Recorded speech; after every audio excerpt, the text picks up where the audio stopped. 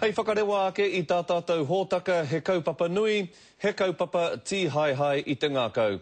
Kua kitea te tūpāpaku o Lucas Ward, te tamaiti I ngaro I Tūranganui a Kiwa, e whātau noiho o ōna tau. Mai te timatanga o tōna ngaronga, kua ātawhā ia tēnei kaupapa taumaha e Irena Smith, nō reira me whakawhiti atu tātou ki aia I aia nei mō ngā whakamārama o te wā. Irena. Ai, Scotty, I tēnei wā tonu kei te kōrero ngā pirihimana o Tūranganui a Kiwa ki te hunga pāpāho. He wei I kōtata kenei uputa I tēnei kōrero I a rātou. Nā hei tā rātou no te paupautanga o te rānei ka kitea te tūpāpaku o Lucas Ward I roto I te awa o Waimata. E whārau mita noiho mai te kāinga o tona kuia. Koinei te awa I ata tirohia e ngā pirihimana e te whānau me te hāpori whānui mō Lucas Ward I tērā wiki. Kia mau mahare ake tātou no te ahiahi o te tūrei o tērā wiki I ngaro atu ai a Lucas mai te kāinga o tona kuia. No te ahiahi tonu nei, ka kitea tona tūpāpaku.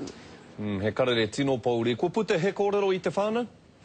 I whaku kōrero maua ko te pāpa o Lucas a Damon Ward, kauri e I pirangi ki te kōrero I taua wā. Heoi I ai ki te kaihautu I ngā pirihimana mo te rohe o Tūranganui a Kiwa, a Sam Abrahama. Aha kua te mamai, kaore kore kua tau I naenei te a wangawanga o te whānau.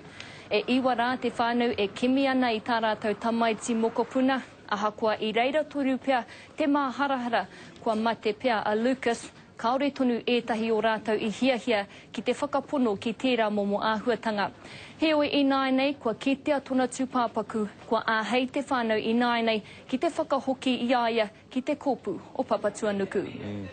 Pātai whakamutunga Irena ka ahatia te tūpāpaku I naenei. Ka tirohia te tūpāpaku e ngā kaitiro tūpāpaku o Tūranganui a Kiwa. Ko te tikanga haia pōpō, haia tahi rā rānei, ka whakahokia ia ki tōna whānau. Hei ngā rangi tata nei, ka tū tōna tangihanga. Heoi ka tukuna hoki tēnei take ki te kai whakawā mō ngā tūpāpaku. Scotty. Me pehera Irena, tēnā rawa atu koe moe nā whakamārama.